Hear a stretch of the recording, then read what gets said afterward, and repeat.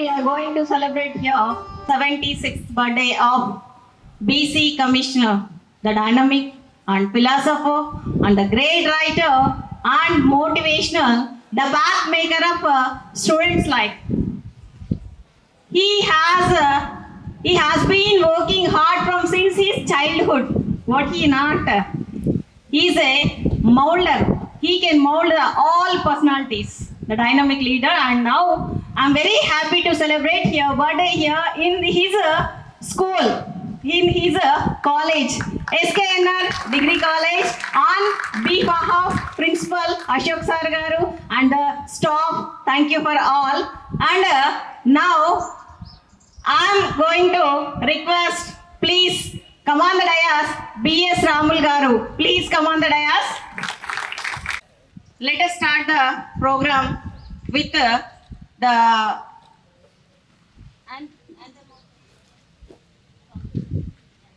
let me play with the Sukhda मलयज Sheetla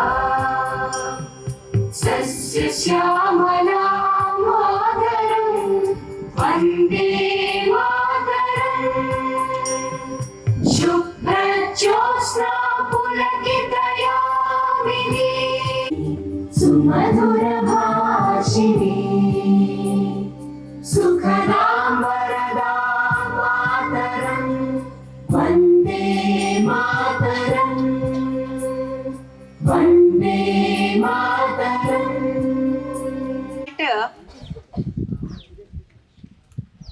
handed over the bouquet and garland to Mr. B.S. Ramul Garu. Chand Pasha గారి చేతుల మీద ఆయనకి bouquet సమర్పించాల్సిందిగా కోరుకుంటున్నాను. చాంద్ పాషా గారు, please come on the dais. మరియు గడ్డం రమేష్ గారు, please come on the dais.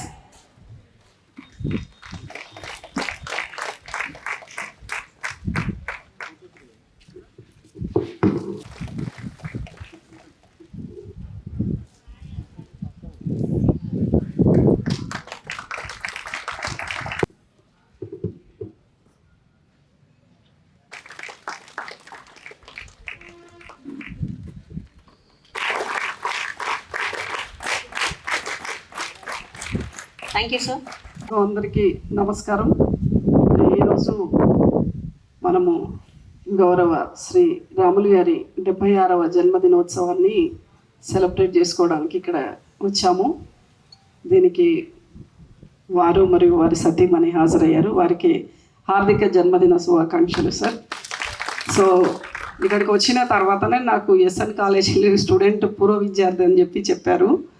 So మీరు చాలామందికి తెలియదు ఏంటంటే ప్రైవేట్ కాలేజీలో మాత్రమే చదివితే దానివల్లనే ప్రయోజకులు అవుతారని. కానీ నాకు తెలిసి ఇక్కడ ఈ డయాస్లో ఉన్న వాళ్ళందరూ కూడా, ఈ కూర్చున్న వాళ్ళందరూ కూడా ప్రభుత్వ కాలేజీలలోనే చదువుకున్నారు, మంచి మార్కులతో ఉత్తీర్ణులు అయ్యారు. కాబట్టే ఆ జ్ఞానంతో ఇప్పటి వరకు వాళ్ళు సమాజాన్ని నడిపిస్తున్నారని నేను అనుకుంటున్నాను.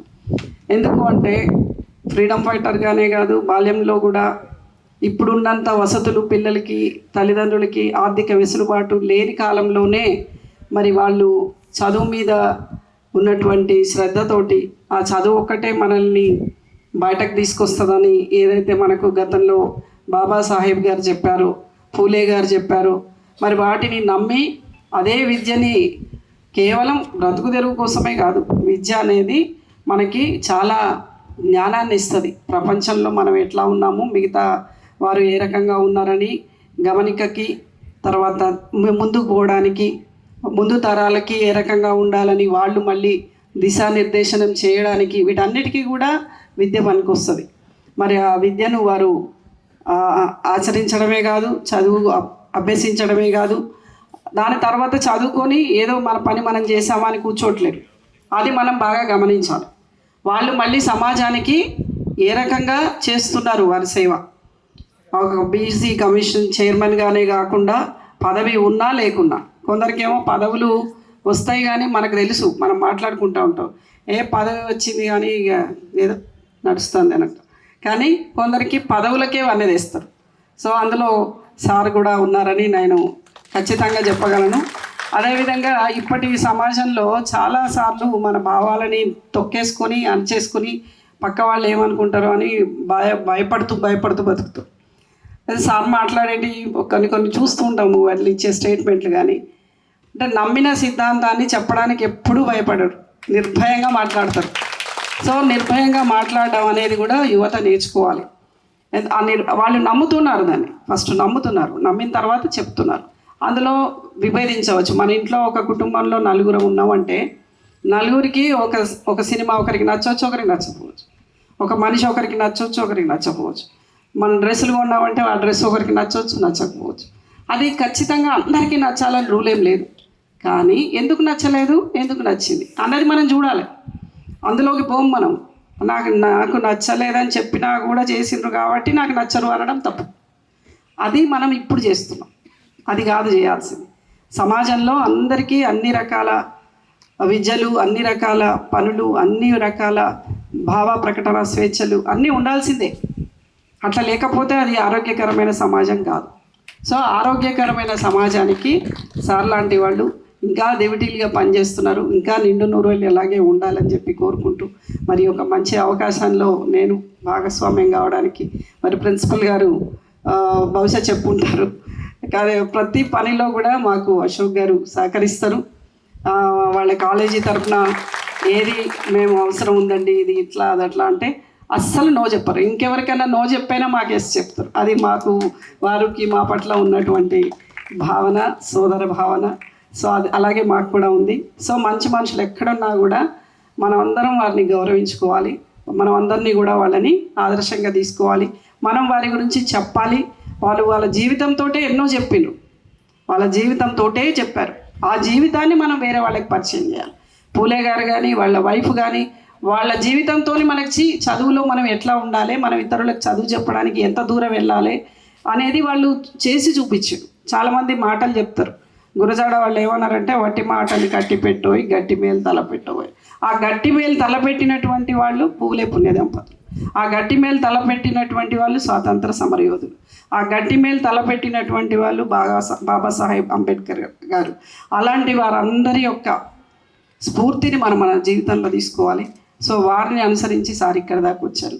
సో వన్స్ అగైన్ వారు ఆయురారోగ్యాలతో ఎప్పటికీ చిరస్మరణీయంగా మనందరికీ ఇలాగే దివిటీలాగా ఉండాలి. మరి వారి జీవితంలో చాలా వసంతాలు వారి శ్రీమతి కూడా షేర్ చేసుకొని ఉంటారు వాళ్ళ కష్ట సుఖాలని.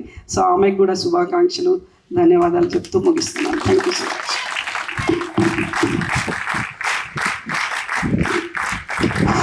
Thank you madam. చాలా చక్కగా సమాజంలో ఆనాటి పరిస్థితుల నుండి ఈనాటి వరకు ఒక కుటుంబంలో ఉన్న వాళ్ళ కోరికలు కూడా ఎలా ఉంటాయని చాలా చక్కగా వివరించారు సమాజానికి. చాలా థ్యాంక్ యూ మా.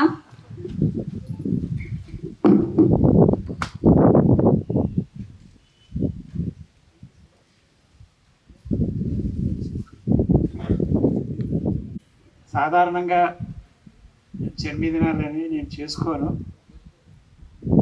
ఈ జన్మదినాలు అనేవి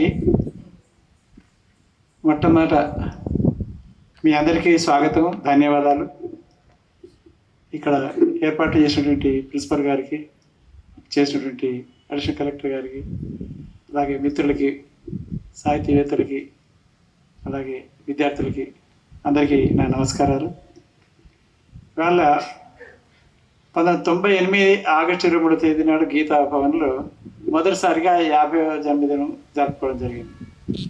ఈ జన్మదినం అనేటువంటిది కేవలం నా కోసం కాదు, అక్కడ కేక్ కటింగ్ కోసం కాదు.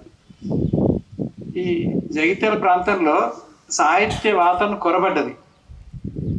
సాహిత్య వాతావరణాన్ని సృష్టించాలంటే ఉద్యమ ప్రభావం వల్ల ఏది చేసినా సరే ఇది నక్సైట్ వాళ్ళకు అనుకూలమో ఇంకేదో అనే ఫీలింగ్ తోటి ఎవరు భయపడ్డారు.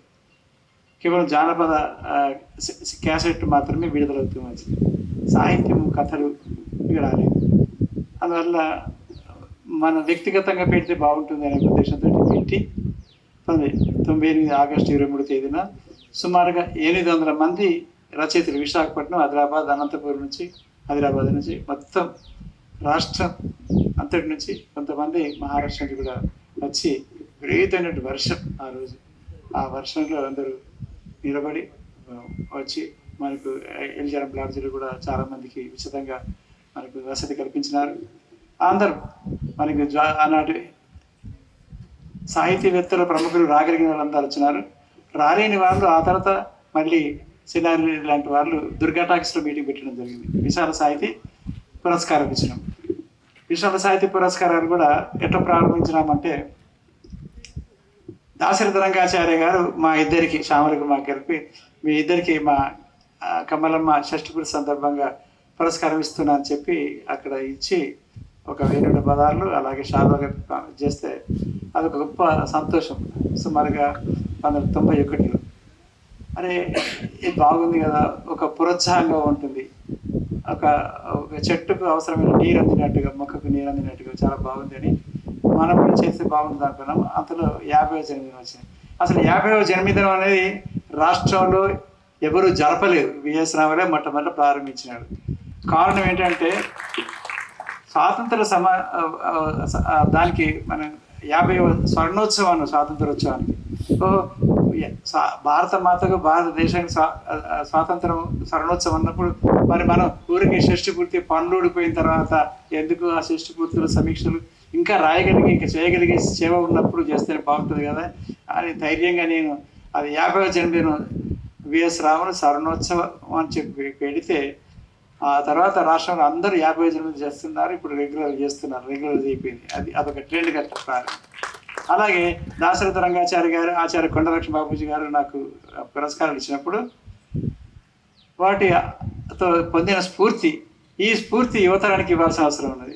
ఎందుకు అట్లా ఫీలింగ్ వచ్చిందంటే, నా వయసు ఉన్నటువంటి వాళ్ళు 1970 నుంచి రాస్తున్నారు ఆంధ్ర ప్రాంతం నుంచి. కొందరు సంపాదకులు కూడా అయినారు. దేవిప్రియ నా వయసే, ఓల్గా నా వయసే, చాలామంది ఉన్నారు అట్లా. అయితే మనకు జగిత్యాల, కరీంనగర్ లాంటి ప్రాంతాలలో ఈ రచయితలు ఎదగకపోవడం కారణం చెప్పేవాళ్ళు లేరు. పాఠ్య పుస్తకాలలో పద్యాలు ఉండేవి. ఇక్కడ కోవెల సంపత్ కుమారాచార్య పనిచేసిపోయినాడు మన కాలేజీలో, కాలేజీలో. ఇక్కడికి సినారెడ్డి పిలిపించినారు. అలాగే విశ్వనాథ్ సత్యనారాయణ గారు కూడా పిలిపించారు ఈ కాలేజీకి గొప్ప చరిత్ర ఉంది, పిలిపించిన చరిత్ర. కానీ ఇప్పుడు తరం మారడం, టెక్నాలజీ వైపు బీటెక్లు, ఎంటెక్లకు, ఆ తర్వాత ఎంబీబీఎస్లకి, ఎంబీఏలకి వెళ్ళడం వల్ల ఈ ఆర్ట్స్, సైన్స్ వీటికి ప్రాధాన్యత తగ్గడం వల్ల ప్రైవేట్ కాలేజీలో పోటీ వల్ల మనకు కొద్దిగా ఇబ్బంది అవుతుంది. కానీ ఇది గొప్ప చరిత్ర సృష్టించింది. మొన్ననే ఇటీవల 3 నెలల కింద మన మొదటి వ్యవస్థాపక ప్రిన్సిపాల్ యూనిటీ ఆచార్య మనకి వెలచాల కొండలరావు గారు 94వ జన్మదిన సందర్భంగా గెట్ టుగెదర్ అందరిని కలుపుకున్నారు, రమ్మన్నారు, పోయినాం, మాట్లాడినాం. ఆ రోజు ఆయన మాట్లాడుతూ, నేను ప్రారంభించినటువంటి ఈ కాలేజీ ఇంతకాలం 60 ఏళ్ళు చాలా చక్కగా నడిచింది. 32 ఎకరాల స్థలం ఇచ్చినారు. అయితే నాకు ఇంకో కోరిక ఉంది, మరి జగిత్యాల జిల్లా కూడా అయింది, దీన్ని ఒక యూనివర్సిటీ చేస్తే బాగుంటుంది కదా, మీరు అందరూ చేస్తారా అని అశోక్ గారు, ఆ తర్వాత చాలామంది రిటైర్డ్ ప్రొఫెసర్లు, రిటైర్డ్ ప్రిన్సిపాల్లు, వైస్ ఛాన్సలర్లు అందరూ ఆ రోజు హాజరైనారు. ఆ రోజు తప్పకుండా చేద్దామని ఒక మాట అన్నారు. అయితే ఈ విషయంలో మరి కేవలం 30 ఎకరాలలో ఒక యూనివర్సిటీ వస్తుందా, 100 ఎకరాలు ఉండాలి కదా అని అనుకున్నప్పుడు నిన్న మాట్లాడుతూ మన ప్రిన్సిపాల్ అశోక్ గారు ఏమన్నారంటే, స్కిల్ యూనివర్సిటీ ఇటీవల రేవంత్ రెడ్డి ముఖ్యమంత్రి గారు అనౌన్స్ చేశారు.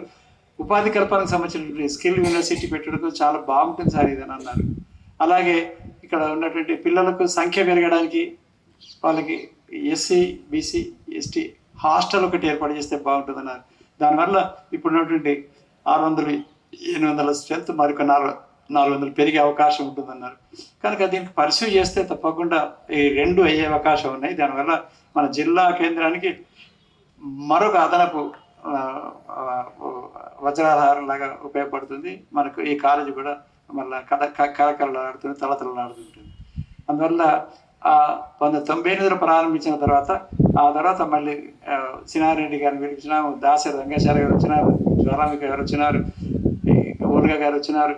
రాష్ట్రంలో ఇక్కడికి జగిత్యాలకు రాని రచనలు చాలా తక్కువ, అంతమందిని పిలిచి ఇలాగా సాహిత్య వాతావరణం సృష్టించాలి. ఎందుకంటే సిరిసిల్లలో సినారెడ్డి పుట్టినొచ్చి సాహిత్య వాతావరణం ఉంది, వేములాడలో దేవస్థానం ఉంది, కనుక ఆ గోదావరి కనిలో ఉంది, హుజరాబాద్లో హన్మకొండ దగ్గర కాబట్టి అక్కడ జగిత్యాలు సాహిత్య వాతావరణం లేకపోయి కదా అని చెప్పి చాలా కష్టపడి మరి సాహిత్య సభ అంటే అడ్డుకుంటారు, అది కొంచెం అని చెప్పేసి వ్యక్తిగతంగా మన పేరు మీద పెట్టి చేయడం వల్ల అప్పటికే నేను విశాల సాహిత్య అకాడమీ తరఫున పుస్తకాలు చేస్తున్నాను. అప్పటికే 1992 నుంచే బీసీ ఎస్సీ ఎస్టీ రచయితల కళాకారుల మీద లెక్కవేదిక రాష్ట్ర అధ్యక్షుడిగా ఉండి మొత్తం ఆనాటి 23 జిల్లాల్లో తిరగడము, ఢిల్లీ దాకా, నాగ్పూర్ దాకా, మహారాష్ట్ర దాకా అంత చాలా చోట్లకి వెళ్ళి మాట్లాడడం చేయడం జరుగుతూ వచ్చింది. ఆ ధైర్యంతోనే 98లో ప్రారంభించి అలాగే రచయితలందరినీ పిలవడం. తెలుగు యూనివర్సిటీలో కూడా మనం కథా వర్క్షాప్ నిర్వహించినాం. హుస్నాబాద్లో కథా వర్క్షాప్ 4 రోజులు నిర్వహించినాం. తెలుగు యూనివర్సిటీలో కూడా 4 రోజులు నిర్వహించినాం. అలా కథలు మనకి ఇక్కడ ఈ జగిత్యాల మీటింగ్ నుంచి ఒక గొప్ప ఫలితం వచ్చింది. మనకి ఎట్లాంటి ఫలితం అంటే మనకి నేరడి శ్రీనివాస్ గౌడ్ గారు ఒక గొప్ప రచయితగా ఎదిగినారు. వచ్చినాడా నేరడి శ్రీనివాస్ గౌడ్? రండి వేదిక మీదకి రండి, ఆయన వేదిక మీదకి రావాలి. ఇప్పుడు ఆయన ఎదిగి ఈ సౌర మనం ఏదైతే లక్ష్యం పెట్టుకున్న దాని నుంచి ఎదిగి ఇవాళ ఇటీవలే తుల్దుమ్మ నవలకి ఆయన తెలుగు విషయాల నుంచి ఉత్తమ నవల పురస్కారాన్ని అందుకున్నారు. అది నా లక్ష్యం నెరవేరింది. ఒక రచయిత ఎదిగినాడు. ఎట్లా అంటే మీకు ఒక ఉదాహరణ చెప్తాను. మనకి బీసీలోంచి ప్రజాప్రతినిధి ఎదగడం లేదు అని చెప్పేసి పచ్చడి నరసయ్య గారు మీటింగ్ పెట్టాలని చెప్పి జగిత్యాల, కొరట్ల, మెట్పల్లి, కమలాపూర్, హుజరాబాద్ మీటింగ్లు పెట్టి అన్ని చోట్ల సిరిసిల్ల మీటింగ్ పెడితే, పద్మాశాలి రాజకీయ చైతన్య సంస్థలు పెడితే ఆఖరికి చిట్ట కూర్చొని చివరికి ఒక్కరు ఎదిగినారు. ఒక ఎమ్మెల్యే ఎదిగినారు. ఎవరో చెప్పండి? మనవాడు ఎల్రమణ. అలా మనము అనేక మీటింగ్లు పెట్టాం. హుస్నాబాద్లో, కమలాపూర్లో, కరీంనగర్లో, సిరిసిల్లలో, వేమరాడులో, జగిత్యాలలో మీటింగ్ పెడితే రాజకీయ సదస్సు నుంచి ఒక ఎమ్మెల్యేగా ఎల్రమణ ఎదిగినారు, మంత్రి అయినాడు, ఎంపీ అయినాడు. ఆ తర్వాత ఇప్పుడు ఎమ్మెల్సీగా కొనసాగిస్తున్నారు. అంటే ఎంతో పనిచేస్తాం. ఇప్పుడు అలాగే నేను 40 ఏళ్ళ నుంచి వర్క్ చేశాను. మనకి మీ యూనివర్సిటీలో పనిచేసే ప్రొఫెసర్లకి ఒక సౌకర్యం ఉంది.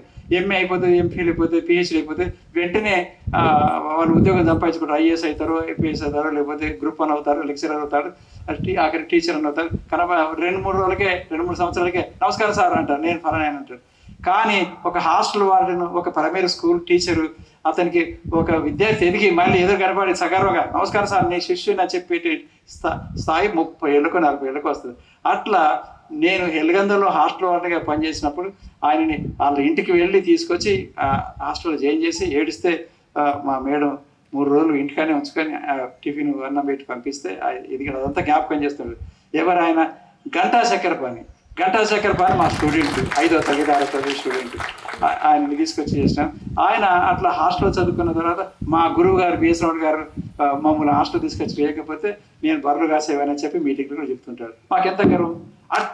అట్లా మన ఉద్యోగ రంగంలో అలా కొంతమంది ఇన్స్పిరేషన్ ఎదిగినారు. మరి సాహిత్య రంగంలో ఎదిగారు కదా, ఒక నేరళ శ్రీనివాస్ గౌడ్ ఎదిగినారు. అలాగే కేవీ నారదర్ గారు కూడా ఇక్కడ నుంచి బాగా చక్కగా ఎదుగుతున్నారు. ఇట్లా ఈ క్రమంలో హైదరాబాద్ సినారెడ్డి గారు ఏమన్నారంటే దుర్గా టాక్స్లో మీటింగ్ పెట్టినప్పుడు, ఇంత పెద్ద మీటింగు ఈ ఒక్క జగిత్యాలకే స్వార్థం మంచిది కాదు, మీ స్వార్థం. ఇంత పెద్ద మీటింగ్ నువ్వు హైదరాబాద్లో తెలుగు యూనివర్సిటీలు పెట్టాలి, రాష్ట్రం అంతటా స్ఫూర్తి పొందుతారు కదా అని అన్నారు.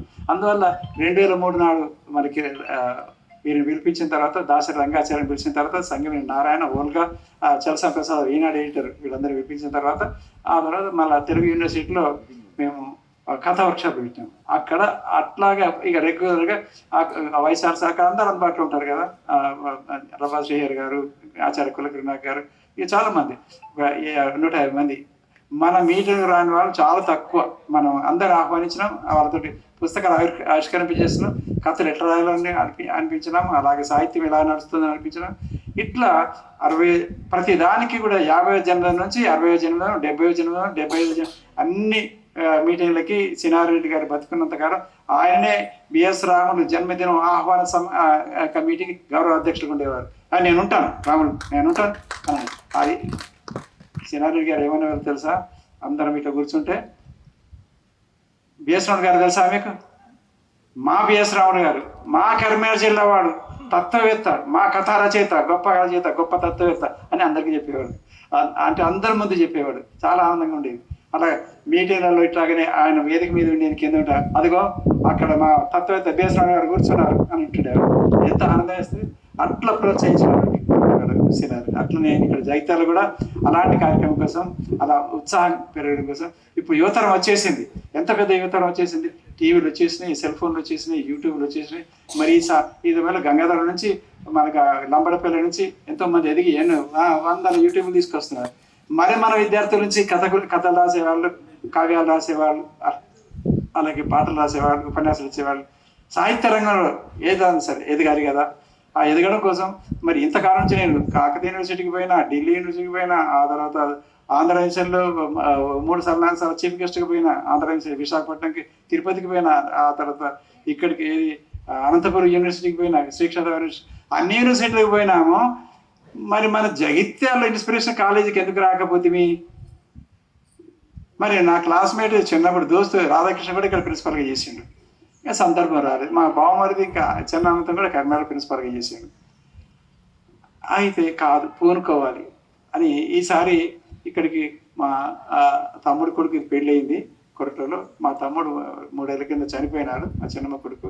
అందువల్ల 3 ఏళ్ళు ముందుంటే బాగుంటుందని వచ్చి, ఆ తర్వాత ఈ సందర్భంగా కాలేజీలో పెట్టి కాలేజీ విద్యార్థులకు ఒక స్ఫూర్తిగా మనం స్వయంగా కృషి చేసి ఇక్కడనే ఎంతమంది అయినా సరే ఈయన పెట్టి మనం సాహిత్య వాతావరణం కల్పింపజేయాలనేటువంటి ఉద్దేశంతో అశోక్ గారిని సంప్రదించడం, రజనీ గారిని సంప్రదించడం జరిగిందన్నమాట. అది దీని నేపథ్యం. అంటే మన కాలేజీ నుంచి విద్యార్థులు తప్పనిసరిగా కథారచనలుగా మారాలి. అందుకోసమే పుస్తకాలు తెచ్చిన. ఏ కాస్త మంచిగా మాట్లాడినా, ఏ కాస్త మంచిగా రాస్తానన్నా సరే తలా ఒక పుస్తకం ఇస్తామని చెప్పి ఆ పుస్తకాలను పట్టుకొచ్చిన. ఇప్పటి వరకు ఒక 30 లక్షల రూపాయల పుస్తకాలు ఉచితంగా పంచిన. తెలంగాణ రాష్ట్ర ఉద్యమం కోసం 42 పుస్తకాలు చేసి ఏ మీటింగ్ అయితే ఆ మీటింగ్లో గద్దరు, నేను, ఆ తర్వాత పార్శ్వ వ్యాధి అందరు కలిసి చక్క రసమే బాలకృష్ణ అందరూ పనిచేసిన పుస్తకాలు ఇట్లా ఆవిష్కరించడం 200 కాపీలు పంచడం, ఇట్లా ఆవిష్కరించడం 200 కాపీలు పంపిణీ చేయడం. అట్లా సాహిత్యాత్మిక పునాదిని మనం తెలంగాణ రాష్ట్ర పునాదికి అందించడం జరిగింది. అదంతా చూసిన తర్వాతనే కేసీఆర్ గారు ఆ తెలంగాణ తల్లి రూపకల్పనగా నేనే చేయడం జరిగింది. ఇట్లా తెలంగాణ సంబరాలు కూడా అసలు ముఖ్యమైన ఇంకొకటి చెప్పాలి. డబుల్ బెడ్రూమ్ పథకం అని ఒకటి ఉంది మనకి. ఇక్కడ నరసింగపూర్లో కడుతున్నారు, అయిపోయినాయి, కొంతమంది ఉంటున్నారు. ఆ తర్వాత మనకి రెసిడెన్షియల్ స్కూల్స్, ఈ BCs Mahatma Jyotiba Phule residential schools మాకు 1992 నుంచి కూడా ఈ హాస్టల్ స్కూళ్ళు వేరువేరుగా ఉండడం వల్ల వాళ్ళకు డిసిప్లిన్ కానీ సౌకర్యంగా అందట్లేదు. రెసిడెన్షియల్ స్కూల్ చేస్తే బాగుంటుంది, ఇక్కడనే జీతాలు అక్కడనే జీతాలు 2 కలిపితే బాగుంటుంది కదా. అట్లా కేసీఆర్ తోటి 2005 నుంచి కలిసి పనిచేసే క్రమంలో 2007లో నిర్ణయానికి వచ్చినాం. మన తెలంగాణ రాష్ట్రం వస్తే మనము అన్ని స్కూళ్ళను, గవర్నమెంట్ స్కూల్ మెల్లమెల్లి రద్దు చేసుకుంటూ అన్ని రెసిడెన్షియల్ స్కూళ్ళు చేయాలి అనేటువంటి భావనకు వచ్చినప్పుడు ఈ స్కూళ్ళు ఎందుకు పెరిగినాయి, కొన్ని స్కూళ్ళలో స్ట్రెంత్ ఎందుకు లేదు అని దాని మీద ఎస్సీ కాంపోనెంట్ ఫండ్స్ వచ్చినప్పుడు ఆ వాడకు ఒక ఖర్చు పెట్టాలని చెప్పేసి ఒక సింగిల్ టీచర్ స్కూల్ పెట్టినారు.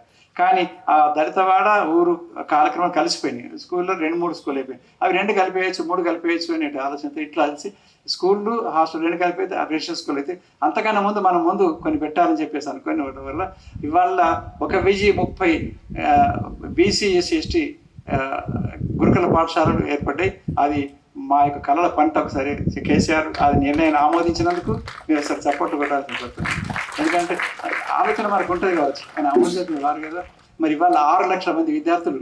మా ఉద్దేశం ఏంటంటే, నా సుదీర్ఘమైన ఉద్దేశం ఏంటంటే, 5వ తరగతి నుంచి చదువుకుంటే డైరెక్ట్గా ఎక్కడ ఆగకుండా, డ్రాప్ అవుట్ కాకుండా ఎంఏ దాకా, పిహెచ్డి దాకా, ఎంకామ్ దాకా, ఎంఎస్సీ దాకా వెళ్ళాలి. అందువల్ల బీసీ డిపార్ట్మెంట్ నుంచి, ఎస్సీ డిపార్ట్మెంట్ నుంచి, ఎస్టీ డిపార్ట్మెంట్ నుంచి యూనివర్సిటీస్ ఫండ్స్ ఇవ్వాలి. ఫండ్స్ హెడ్ ఆఫ్ అకౌంట్ మనందరికీ తెలుసు. హెడ్ ఆఫ్ అకౌంట్ డబ్బులు నువ్వు ఏ పేరు మీద ఖర్చు పెడుతుంది, హెడ్ ఆఫ్ అకౌంట్ బీసీల పేరు మీద బీసీ డిపార్ట్మెంట్కు 2,000 కోట్లు ఉంది. 20,000 కోట్లు చేసి ఇప్పుడు బట్టి విక్రమార్క చేశాడు కదా. 20,000 కోట్లు చేసేస్తే బీసీ డిపార్ట్మెంట్ నుంచి రెసిడెన్షియల్ స్కూల్ వస్తాయి, యూనివర్సిటీ వస్తుంది. బీసీ డిపార్ట్మెంట్ కింద యూనివర్సిటీ, ఎస్సీ డిపార్ట్మెంట్ యూనివర్సిటీ. అప్పుడు ఇతర కులాల వాళ్ళు అయ్యో మాకన్నా కొన్ని సీట్లు ఇస్తే బాగుంటుంది అంటారు. అలాంటి ఆలోచన చేసి మనం ఇది ప్రారంభించడం. ఇవాళ దానికి సంబంధించి కొన్ని డిగ్రీ కాలేజీలు కూడా వచ్చేసినాయి, ఇంటర్ కూడా వచ్చేసినాయి. దాని నుంచి అద్భుతంగా ఎదుగుతున్నారు పిల్లలు. ఎంత చక్కచక్క 5వ తరగతి చేరైతే 6వ తరగతికే వాళ్ళకి 2 నెలలు ఇట్లా హ్యాండ్ రైటింగ్ బాగా నేర్పుతున్నారు, ప్రొనౌన్సియేషన్ నేర్పుతున్నారు ఇంగ్లీష్. 6వ తరగతి పిల్లలు ఇట్లా మాట్లాడతారంటే నేను గురుకుల పాఠశాలకు పోయి తిరిగినాను కదా, అదే చాలా చక్కగా అద్భుతంగా మాట్లాడుతుంటారు. 9వ తరగతి పిల్లలు ఇట్లాంటి డయాస్ని 1000 మంది ఉండని కేరని వాళ్ళు అద్భుతంగా డయాస్ మెయింటైన్ చేస్తారు, ప్రైజ్ డిస్ట్రిబ్యూషన్ వగైరా వగైరా, అంటే వేదిక పిల్లలు అవి ఇవన్నీ. నేను మెట్పల్లి కూడా అట్లాగే చేసిన 6వ కాలేజీ పిల్లలు ఎంత అద్భుతంగా అంటే అంత అద్భుతం. నేను అక్కడనే అడ్వాన్స్గా ఒకరోజు ముందుగా ఇది బర్త్డే కేక్ కట్ చేయించిన, నాకు తెలియదు అదంతా అక్కడ ప్రిన్సిపాల్ గారు రజనీ గారు చేసినటువంటి గొప్ప ఔదార్యం అన్నమాట అది. అయితే ఇట్లా సాహిత్య వాతావరణం సృష్టించాలి. ఈ సాహిత్య వాతావరణం అంటే ఊరికి ఉపన్యాసాలు వస్తాయి. అందువల్ల ప్రతి సంవత్సరం కొన్ని పుస్తకాలు తీసుకురావాలి. నేను అనుకున్నది ఒకటి, జరిగింది ఒకటి. తెలంగాణ వాళ్ళకి జరిగిన నష్టం మీకు ఒకటి చెప్పాలి. నేను ఒక బాగా రవీంద్రనాథ్ ఠాగూర్ లాగా, శరత్ బాబు లాగా, ఆ తర్వాత ప్రేమ్చంద్ లాగా బాగా రాయాలి అని అనుకున్నాను. అనుకుంటే ఏం జరిగింది, ఆయన రాసింది ఏంటి, ప్రేమ్చంద్ గారు 16 నవలలు 300 కథలు రాసినాడు ఆ కాలంలో, 120 ఏళ్ళ కింద. మరి శరత్ బాబు గారు ఒక అద్భుతమైన నవల రాసినాడు. రవీంద్రనాథ్ ఠాగూర్ గారు తెలుసు, నోబెల్ బహుమతి తీసుకున్నాడు. అయితే మన తెలంగాణలో వచ్చిన తర్వాత బీసీలకు ఎస్సీలకు ఏమి లేదు, అవకాశాలు లేవు అంటే అప్పుడు బీసీ ఎస్సీలకు వస్తే ఉద్యమం చేసినాం. దానికి రచయితలు తయారు చేసే ఉద్యమం, కొన్ని 100 మంది రచయితలు తయారు చేసినాం రాష్ట్ర వ్యాప్తంగా, బీసీల నుంచి ఎస్సీల నుంచి. దాన్ని ఏమంటే ధరకమే ఐక్యవేదిక కానీ దాని షార్ట్ ఫేమ్ అన్నమాట. అంటే బీసీ ఎస్సీ ఎస్టీ రచయితల కళాకారుల మేధావుల ఐక్యవేదిక. దానికి వ్యవస్థాపక అధ్యక్షుని, ఉపాధ్యక్షుడిగా గూడంజయ్య గారు, నారుగని గారు, మాస్టాజీ గారు ప్రధాన కార్యదర్శిగా, ఇట్లా అన్ని జిల్లాలో దాని కార్యక్రమాలు ఏర్పాటు చేసి ఉపన్యాసాలు ఇవ్వడం ఇలా అని కూడా క్లాసు పెట్టాం, వ్యాసాలు రాయడం ఇలా అని కూడా క్లాసు పెట్టాం. ఇటీవలే ప్రభంజన గారు చనిపోయినారు. మాకు ఉపన్యాస పోటీలు, వ్యాసరచన పోటీలు ఎట్లా చేయాలి దాని మీద అద్భుతంగా ఆయన ఆర్గనైజ్ చేసినాడు ఆ పద్మశాలి భవన్లు. ఇట్లా ఎన్నో ఈ 35-40 ఏళ్ళ నుంచి చేసుకుంటూ వస్తున్నాం. దాంట్లో భాగంగా మన జగిత్యాలు జరగాల, మన కాలేజీలో జరగాల, మన వాళ్ళు ఎదగాల అనే కార్యక్రమంలో భాగంగా మళ్ళీ ఒకసారి చాలా కాలం అయిపోయింది హైదరాబాద్కి వెళ్ళిపోయి నేను 26 సంవత్సరాలు అయిపోయింది. ఇక్కడికి పోతున్నా కానీ మన ఎంఈ నరసింహారెడ్డి గారు ఒక మీటింగ్ పెట్టేవారు. ఒక పుస్తకం వచ్చింది, కొత్త పుస్తకం వచ్చింది, జగిత్యాలు ఆవిష్కరించాలంటే పద అని చెప్పనేవాడు. మన సిహెచ్ ప్రభాకర్, మంటల ప్రభాకర్ ప్రజామంటలు ఇప్పుడు పత్రిక తీస్తున్నారు. ఆయన, నేను, ఆ తర్వాత ఆ రాజేందర్ ప్రిన్సిపాల్ అందరం కలిసి 3-4 విలేకరులకు టీవీలకు ఫోన్ చేసి ఆ బీజీడీ కాలేజ్ ఉంటుంది, ఆ తర్వాత ఆ తిరుపతి స్టూడెంట్స్ ఉంటారు, బీజీడీ స్టూడెంట్స్ ఉంటారు, అక్కడికి వెళ్ళేసి ఇగో ఇక్కడ పుస్తకం ఆవిష్కరిస్తానని చెప్పి ఒక 40 నిమిషాలు ఒక పీరియడ్లో ఆడియన్స్ వాళ్ళే ఉంటారు, అక్కడ ఆవిష్కరించేసి దాని పేపర్ స్టేట్మెంట్ ఇచ్చేవాడు. ఇది 2 ఫోటోలు ఇచ్చి తెల్లారి సరే మా ఫ్రెండ్స్ అంతా ఏమనేవారు, మా రాయనర్స్ ఉన్నారు, మా రాకపోతున్నారు, ఇదంతా ఏమనేవారంటే, అరే ఎప్పుడొచ్చినా నువ్వు పుస్తక ఆవిష్కరణ మాకు పిలిస్తే రాకపోదు అన్నట్టు. నరసింహారెడ్డి సార్ అయితే ప్రతిసారి ఒక పుస్తకాన్ని వచ్చినప్పుడు అక్కడ ఆవిష్కరించేవాడు, ఆ పేపర్లు వచ్చేటట్టు చూసేవాడు. ఆయన ఇప్పుడు ఈ మధ్యన ఆరోగ్యం బాగలేక అనారోగ్యంతో వృద్ధాప్యంతో తీసుకుంటున్నాడు కాబట్టి అది ఒక 2-3 సార్లు మనం పెన్షనర్స్ అసోసియేషన్లు కూడా మీటింగ్ పెట్టి పుస్తకాలు ఆవిష్కరణ చేసుకున్నాం. అప్పుడు జగదీశ్వర్ సార్ చాలా ముందు పడి మనం చేయాలి, మన సాహిత్యం మీద కొద్దిగా ఇంట్రెస్ట్ ఉండాలి కదా. అలాగే వనమాల సత్యనారాయణ కూడా అద్భుతంగా షష్ఠిపూర్తి సభను కూడా ఇక్కడ మనకి ఎన్జిఓస్ భవన్లో జరపడం జరిగింది. అందువల్ల మొత్తంగా ఏదో ఒక సాహిత్య వాతావరణం, నెలకొకటి 2 నెలలకొకటి సాహిత్య వాతావరణం. ఇప్పుడు వారంకోసారి సినిమా చూస్తున్నారు కదా, అసలు రోజు ఒక గంట అయినా సరే టీవీ సీరియల్ సినిమాలు చూస్తున్నారు కదా. మరి అదొక సాహిత్యం, ఒక సాంస్కృతిక మేధస్సుకు ఒక మేత కదా. మరి సాహిత్యంలో కథలు, నవలు రాయడం కోసం అలాంటి కృషి చేయాల్సిన అవసరం ఉంది కదా. చూడమైన ప్రేక్షకులు మిగిలిపోదామా? మరి మన దగ్గర మెట్పల్లి నుంచి సినిమా నిర్మాతలు వచ్చినారు, ఆ తర్వాత యాక్టర్లు వచ్చినారు, రోషంపాలు వచ్చేసినారు. అందువల్ల ఇలాంటి అనేక విషయాలు ఆలోచన చేసి నేను విశాల సాహిత్య అకాడమీ బిఎస్ రామన్ పురస్కారం పెట్టాను. దాని కూడా నేపథ్యం ఉంది. మా అమ్మ బీడీ కార్మికురాలు కదా, మా అమ్మ పేరు ఉండాలని చెప్పేసి లక్ష్మీరాజు పేరు మీద అని ప్రకటించినారు. కానీ అమ్మ పేరు మీద ఇస్తే ఎవరికి తెలియదు. మొదటిసారి పోయిన తర్వాత విశాల సాహిత్య బిఎస్ రామన్ కథా పురస్కారాలు అలా ఒక 350 మందికి ఇవ్వడం జరిగింది. ఆ తర్వాత కథా వర్క్షాపులు పెడుతూ ఏం చేయడం జరిగిందంటే, హుస్నాబాద్ కథా వర్క్షాప్ అయితే అన్నం వండి రాలేదా, ఆ తర్వాత వచ్చిండా రాలేదా, 7 తారీఖు ఎవరు మాట్లాడాలి, వాళ్ళ వసతి బాగుందా లేదా, ఇవన్నీ మంచినీళ్ళు ఇవన్నీ ఏర్పాటు చేసుకునేసరికి మన మూడంతా అవుతుంది. అరే ఇట్లా కాదు, అది చేసినాం. 5 రోజులు హుస్నాబాద్లో 1993 ఏప్రిల్ వేసవి పెట్టినాము. అసలు కథలు రాయడం ఎలా అనేది ఒక సిలబస్ రాయాలి, పుస్తకమే రాయాలని చెప్పి రాస్తే అది చూసుకుంటూ జ్ఞాపకం చేసి చెప్పొచ్చు అని చెప్పేసి కథల బడి అనే పుస్తకం రాసినాం. దానికి శనారెడ్డి గారు ఆవిష్కరిస్తూ కథలకు ఒక గొప్ప అలంకార శాస్త్రం రాశారు వీఎస్ గారు అని చెప్పి గొప్ప ప్రశంసించినారు, ముందు మాటకు రాసినారు. అయితే అది రాసిన తర్వాత కథ వర్క్షాపులు పెట్టాల్సిన అవసరం ఏర్పడలేదు, అది చదివితే చాలు రాసుకోవచ్చు అని. అట్లా అయినా సరే మన 2004లో కథా వర్క్షాపులు పెట్టడం జరిగింది తెలుగు యూనివర్సిటీలో. అట్లా కథలు రాయడం, అలాగే పాటలు ఎలా రాయాలి, పాటల పుస్తకాలు చేసిన 4 పాటల పుస్తకాలు చేసిన. దాంట్లో ప్రవహించే పాట ఆంధ్రప్రదేశ్ దళిత పాటల పుస్తకం, ఎంత గొప్పగా రాష్ట్ర వ్యాప్తంగా సంచలనం సృష్టించిందంటే 1990 కన్నా ముందు సాహిత్యం వేరు, 1990 తర్వాత సాహిత్యం వేరు. కథ, నవల, పాట, ఆ తర్వాత దృక్పథం, మార్క్సిజం, నక్సలిజం అనే దాని నుంచి పక్కకు పడేసి ఆ తర్వాత అసలు మన జీవితం ముఖ్యం, మనం ఎట్లా బతుకుతున్నాం, ఆ జీవితం ఉన్న జీవితం నుంచి ఉన్నత జీవితానికి ఎదగాల, ఎట్లా ఎదగాల మనం, ఈ జీవితం గెలుచుకోవాలి, గెలుచుకునే జీవితం, కష్టాల గురించి కాదు, ఎట్లా గెలుచుకోవాలి, విద్య, అన్నిటికీ విద్య. మేడం గారు చెప్పారు, కలెక్టర్ గారు జ్యోతిబా ఫులే గురించి, ఆ తర్వాత అంబేద్కర్ గారి గురించి. మరి వాళ్ళు విద్యతోటి ఇవాళ ప్రపంచం అంతటా విద్యతో బతుకుతుంది, అందువల్ల విద్య అందించాలి అని చెప్పేసి అట్లా మేము ఈ సాహిత్యంలో విద్య గురించి, డబుల్ బెడ్రూమ్ పథకం గురించి, అలాగే ఈ రెసిడెన్షియల్ స్కూళ్ళ గురించి ఇది మా కాంట్రిబ్యూషన్. అలాగే తెలంగాణ తల్లి రూపకల్పన కూడా చేయడం జరిగాయి. మనకంటూ తెలుగు తల్లి ఎందుకు, మన తెలంగాణ తల్లి ఉండాలి కదా, దాన్ని చేసిన తర్వాత ఇప్పుడు పెట్టారు రేవంత్ గారు పెట్టింది కూడా ఏం చేయించింది, దాంట్లో బతుకమ్మ ఉండేది, ఇప్పుడు బతుకమ్మ తీసేసారు. అదే కిరీటం లేకముందు ఇప్పుడు ఉన్నది పెట్టినాం. ఇలా నాకు వీలైన మేరకి నేను చేశాను. 1990 తర్వాత ఈ సమాజంలో తాత్వికంగా సాహిత్య రంగంలో అవగాహన మార్చడంలో అప్పుడు సార్ శ్రీశ్రీ అన్నాడు, అరువు తెచ్చుకుంటాను శ్రీశ్రీ. 1935 దాకా సాహిత్యం వెంట నేను నడిచాను, 1935 తర్వాత నా వెంట సాహిత్యం నడిచిందని ఇక్కడ అమ్మడు కాబట్టి అని చెప్పుకున్నాను. నేను 1992 వరకు నేను సాహిత్యం వెంట నడిచాను. మొత్తం 1992 తర్వాత మేము దరకమేగే తర్వాత మా సమిష్టి కృషితోటి మేము సాహిత్యాన్ని నడిపించాము. 1000 ఏళ్ళ సాహిత్యాన్ని మార్పు చేశాము. 1000 ఏళ్ళ సాహిత్యంలో దరకమేగేది కానీ ఒక గొప్ప నిర్ణాయక శక్తిగా మార్చేసింది. ఇప్పుడు స్త్రీవాదము, దళితవాదము, మహిళావాదము, ఆ తర్వాత మైనారిటీ వాదము, మాదిగ దండాల, మాదిగండాల, ఎన్ని రకాల వాదాలు వచ్చినాయి అవన్నీ మేము తయారు చేసినటువంటి దరకమేగేది చేసి దానికి గతి తర్క తత్వదర్శ భూమిక అనే పుస్తకం పునాదిగా పనిచేసింది. ఆ తర్వాత అసలు అంబేద్కరిజం అంటే ఏంటి, ఆ తర్వాత మార్క్సిజం అంటే ఏంటిది, ఆ తర్వాత బుద్ధిజం అంటే ఏమిటి, ఇలాంటి అనేక సిద్ధాంత వ్యాసాలు రాసి ఆ తర్వాత మళ్ళీ 96 ఏమైపోయింది, 96 తెలంగాణ ఉద్యమం మొదలైంది. నేనేమో రవీంద్రనాథ్ ఠాగూర్ లాగా, ఆ తర్వాత శరద్బాబు లాగా, ప్రేమ్చంద్ లాగా గొప్పగా రచయిత చేద్దాం అనుకుంటే అసలు ముందు రచయిత తయారు చేయాల్సిన కర్తవ్యం మొదలుపోయింది.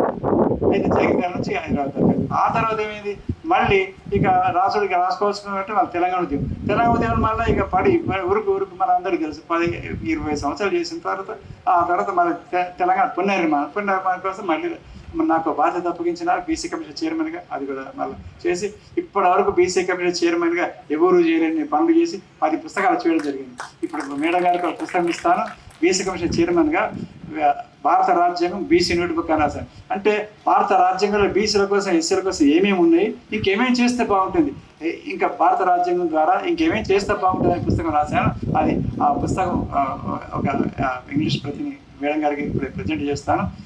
ఇట్లా రచయితగా ఎదుగుదాం అనుకున్నామని ఎదగలేకపోయాను. అందువల్ల కాలుమల్లి లాంటి వాళ్ళకు, నేరల శ్రీనివాస్ లాంటి వాళ్ళకి ఏం చెప్పానంటే, మీరు ఉద్యమాలలో ఎక్కువ తిరగకండి, పక్కన ఉండండి.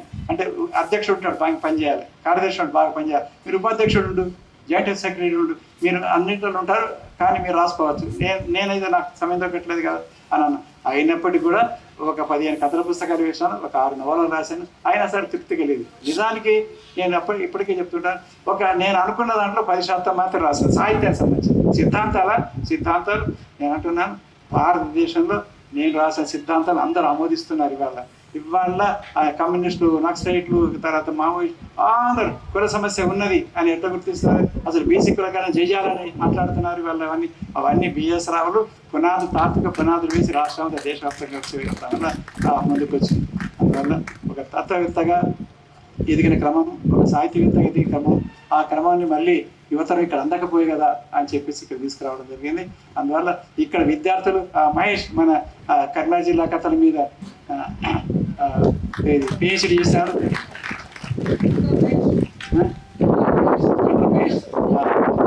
వాళ్ళ విద్యార్థులకు ఎంత మందిని తయారు చేస్తాడో ఆయన బాధ్యత. అందుకోసం నేను పుస్తకాలు చేసిన కథలు ఎలా రాశారు, ఆ కథలలో మేము ఏమనుకున్నాం పుస్తకాలు భారతీయ సాహిత్యం తెలుగు కథల పుస్తకం తీసుకొచ్చిన మహేష్కి అందిద్దామని ఆయన విద్యార్థులకు ఇవ్వాలి, ఇష్టం ఉన్నట్టు ఇంట్రెస్ట్ ఉంది.